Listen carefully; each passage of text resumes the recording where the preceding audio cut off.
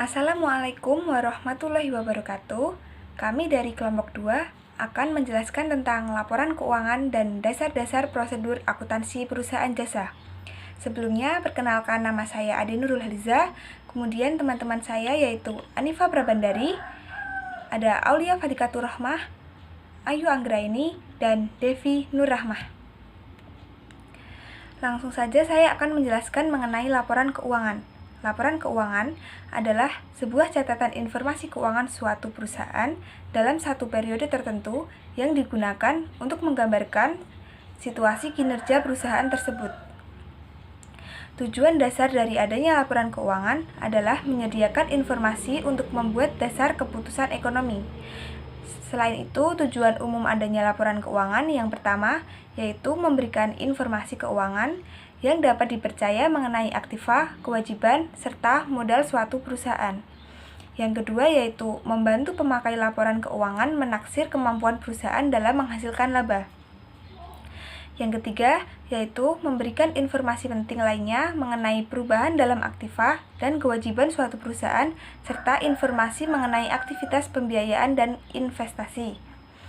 Yang keempat yaitu mengemukakan informasi lainnya yang berhubungan dengan laporan keuangan yang relevan untuk kebutuhan pemakai laporan, seperti informasi tentang kebijakan akuntansi yang dianut oleh perusahaan. Selanjutnya adalah pengertian laporan keuangan terklasifikasi. Laporan posisi keuangan terklasifikasi adalah laporan posisi keuangan yang menyajikan tentang informasi perusahaan pada periode tertentu dengan mengelompokkan secara bersama-sama aset dan liabilitas yang sejenis. Yang kedua yaitu laporan keuangan terklasifikasi adalah penyajian aktiva dan kewajiban dalam neraca bank yang disusun menurut urutan likuiditas dan jatuh temponya. Laporan keuangan terklasifikasi memiliki beberapa jenis. Yang pertama yaitu laporan laba rugi. Laporan laba rugi adalah laporan keuangan suatu perusahaan yang mengukur tentang keuntungan atau kerugian suatu perusahaan dalam periode waktu tertentu. Nah, fungsi dari adanya laporan laba rugi yang pertama yaitu menganalisa sumber keuntungan yang paling besar dan sumber pengeluaran terbesar di perusahaan. Yang kedua, menjadi alat bantu untuk menghitung dan menganalisa pertumbuhan perusahaan. Yang ketiga, menjadi gambaran keseluruhan suatu perusahaan bagi calon investor dan kreditur. Yang keempat, yaitu menjadi bahan referensi bagi perusahaan untuk menjalankan evaluasi dan menentukan langkah di periode selanjutnya. Laporan yang selanjutnya adalah laporan perubahan modal. Laporan perubahan modal atau laporan perubahan ekuitas adalah laporan yang menunjukkan perubahan dalam ekuitas pemilik atau pemegang saham selama periode akuntansi. Nah, tujuan adanya laporan perubahan modal ini untuk memberikan perincian tentang semua pergerakan akun modal selama periode akuntansi yang sebaiknya tidak tersedia dalam laporan keuangan lainnya. Yang selanjutnya ada neraca. Neraca adalah bagian dari laporan keuangan suatu entitas yang dihasilkan pada suatu periode akuntansi yang menunjukkan posisi keuangan seperti kekayaan, kewajiban, dan modal dari suatu entitas tersebut pada akhir periode. Nah, fungsi dari neraca adalah menganalisa perubahan kondisi keuangan suatu perusahaan secara berkala dari tahun ke tahun. Yang kedua yaitu alat untuk menganalisis likuiditas atau kemampuan perusahaan menghasilkan hutang, mengembalikan hutang dalam bentuk dana cair atau likuid. Yang ketiga yaitu untuk menganalisis kemampuan suatu perusahaan dalam melunasi utang jangka pendek sebelum jatuh tempo. Yang keempat yaitu ada laporan arus kas. Laporan arus kas adalah laporan yang menyajikan informasi kas sehubungan dengan aktivitas operasi, pendanaan, dan transitoris yang menggambarkan saldo awal, penerimaan, pengeluaran, dan saldo akhir kas selama periode tertentu. Kemudian yang keempat yaitu ada catatan atas laporan keuangan atau CALK. Catatan atas laporan keuangan menyajikan informasi tentang penjelasan atau dasar terinci atau analisis atas nilai suatu pos yang disajikan dalam laporan realisasi anggaran dan neraca. Dan dokumen. Transaksi perusahaan jasa adalah transaksi pembelian dan penjualan peralatan dan perlengkapan kerja yang berguna untuk memberikan pelayanan yang baik dan memuaskan kepada pelanggan. Transaksi itu antara lain yang pertama transaksi internal, merupakan transaksi yang dibuat dan beredar hanya di lingkungan perusahaan dan tidak berhubungan dengan pihak luar. Contohnya bukti kas masuk, bukti kas keluar, dan memo. Yang kedua adalah transaksi eksternal, yaitu transaksi yang dilakukan perusahaan dengan pihak lain di luar perusahaan. Contohnya adalah kwitansi, cek, bilet giro, dan nota kontan. Yang ketiga adalah transaksi pembelian. Transaksi pembelian adalah transaksi yang sering terjadi dan pasti dilakukan oleh perusahaan jasa untuk mencatat setiap transaksi pembelian peralatan dan perlengkapan kerja. Yang selanjutnya adalah pendapatan, yaitu pendapatan dari layanan yang telah disediakan dan diberikan. Selanjutnya, pembayaran beban-beban. Perusahaan juga mengeluarkan beban untuk menunjang operasional perusahaan seperti beban telepon, air, dan beban administrasi lainnya. Yang selanjutnya, penerimaan piutang. Pelayanan jasa yang kita berikan namun belum dibayarkan oleh customer atau customer melakukan pembayaran secara kredit, maka akan menimbulkan piutang perusahaan. Yang terakhir adalah penanaman pengembalian modal dan investasi. Semua investasi juga harus dicatat dengan baik, apalagi dana atau modal yang diperoleh dari pihak lain. Selanjutnya, dokumen transaksi. Bukti atau dokumen transaksi menjadi hal yang paling penting, karena suatu transaksi dianggap tidak sah jika tidak disertai dengan bukti yang kuat atau valid.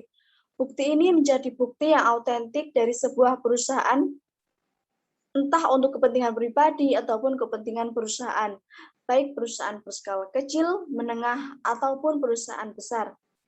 Macam-macam transaksi. Yang pertama, transaksi internal.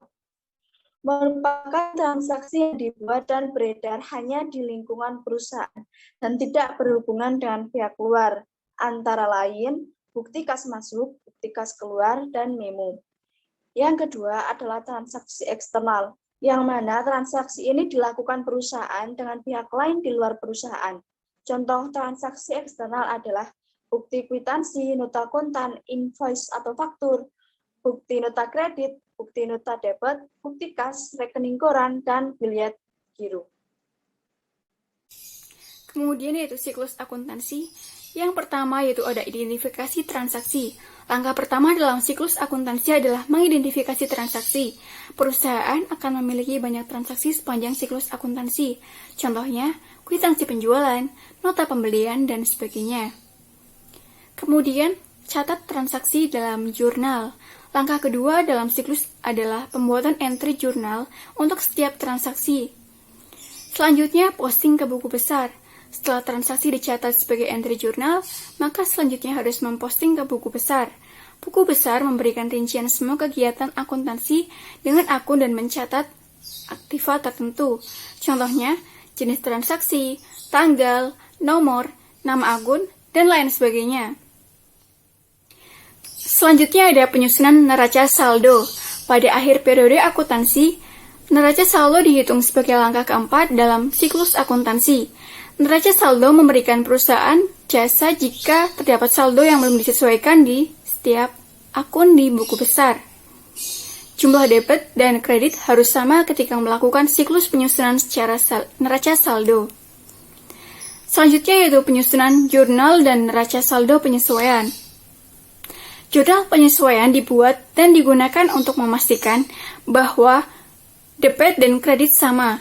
Jika ada perbedaan, maka penyesuaian perlu dilakukan. Selain mengidentifikasi kesalahan, penyesuaian juga mungkin diperlukan untuk pencocokan pendapatan dan pengeluaran saat menggunakan akuntansi akrual. Kemudian ada neraca lajur. Neraca saldo dan jurnal penyesuaian menjadi acuan dalam penyusunan neraca lajur. Neraca lajur menginformasikan akuntansi, membentuk laporan laba rugi, dan neraca. Keduanya akan menjadi pondasi dalam pembuat laporan keuangan. Selanjutnya ada laporan keuangan. Setelah perusahaan membuat semua jurnal penyesuaian, kemudian menghasilkan laporan keuangannya pada langkah ketujuh. Bagi sebagian besar perusahaan, laporan ini akan mencakup neraca, laporan laba rugi, laporan perubahan modal, dan laporan arus kas. Selanjutnya ada jurnal penutup. Akhirnya perusahaan mengakhiri siklus akuntansi pada langkah ke-8 dengan penutupan pembukuannya pada akhir hari pada tanggal penutupan yang ditentukan. Penyertaan penutupan memberikan laporan analisis kinerja selama periode tersebut.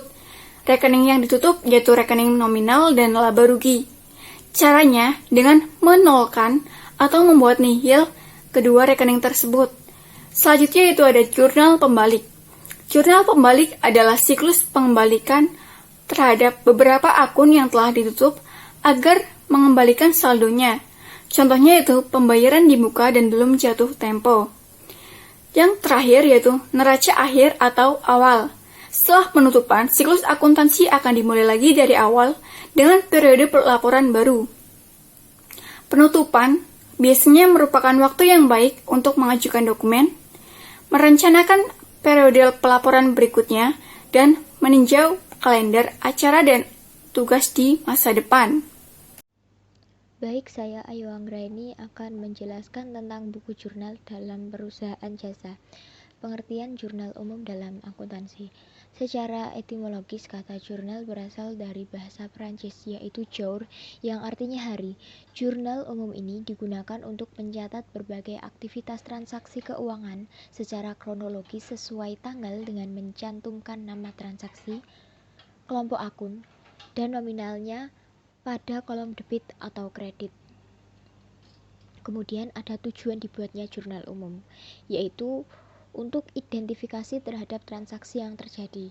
Kemudian ada penilaian terhadap transaksi dan pencatatan dampak ekonomi dari transaksi dalam perusahaan. Selain itu, membuat jurnal umum juga bertujuan untuk mempermudah proses pemindahan dampak transaksi yang terjadi ke dalam sebuah akun sesuai transaksi. Kemudian ada prinsip dasar dalam membuat jurnal umum.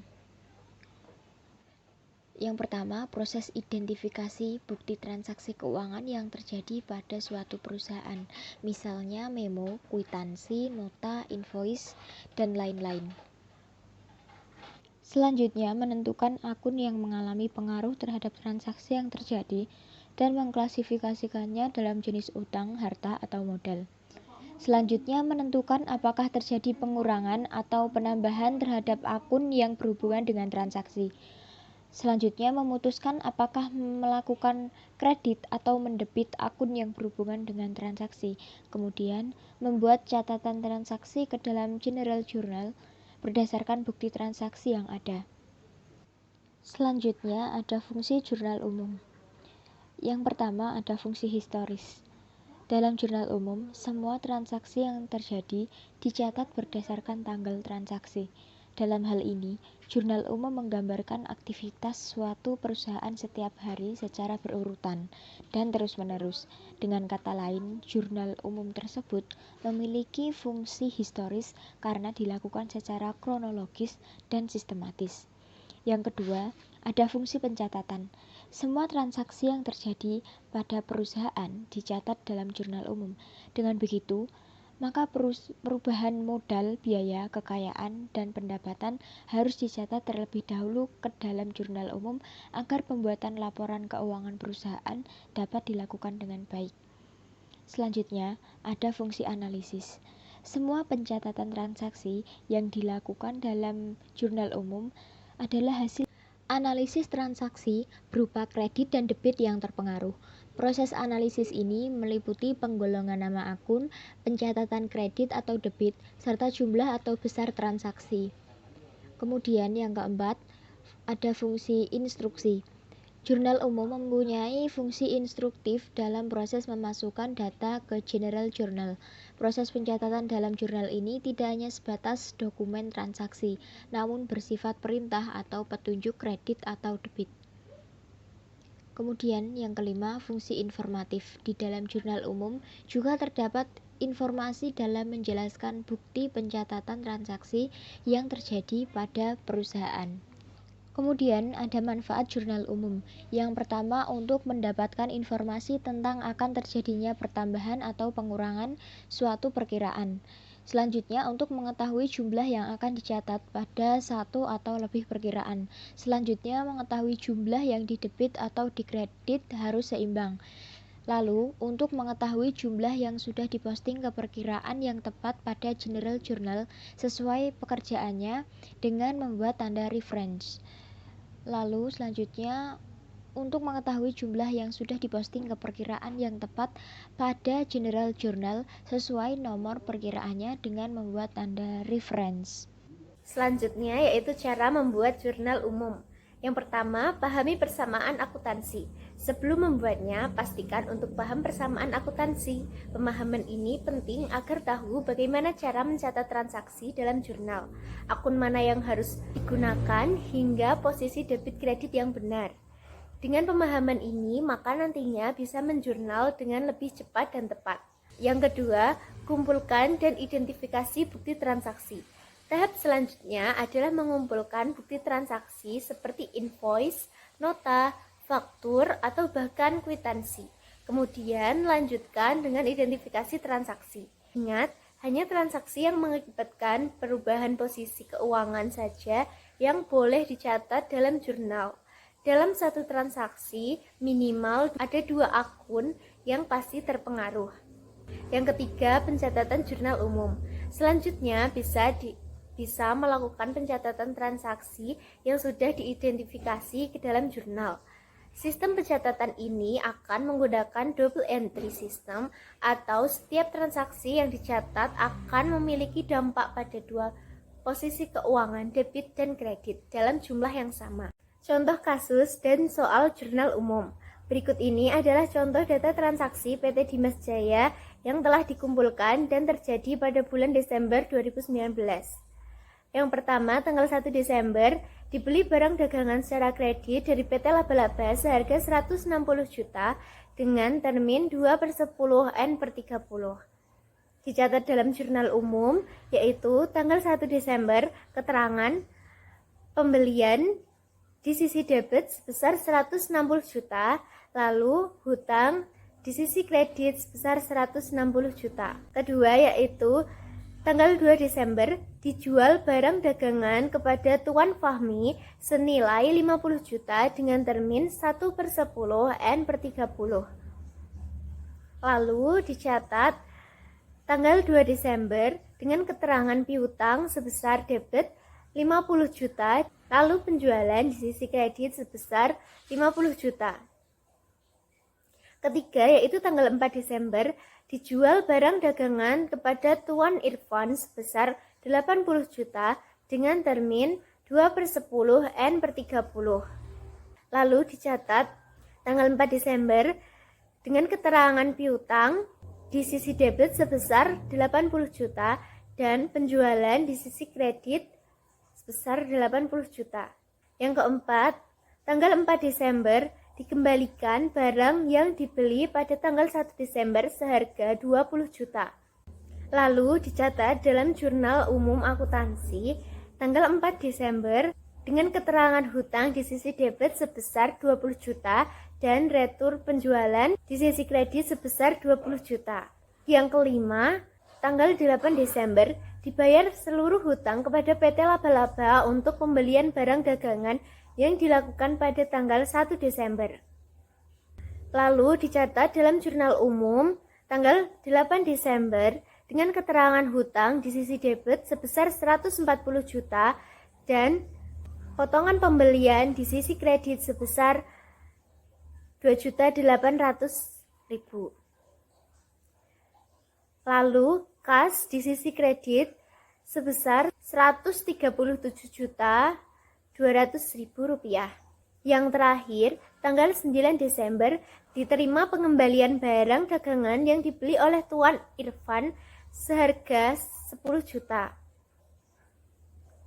Lalu dicatat dalam jurnal umum yaitu tanggal 9 Desember dengan keterangan retur penjualan di sisi debit sebesar 10 juta dan piutang di sisi kredit sebesar 10 juta.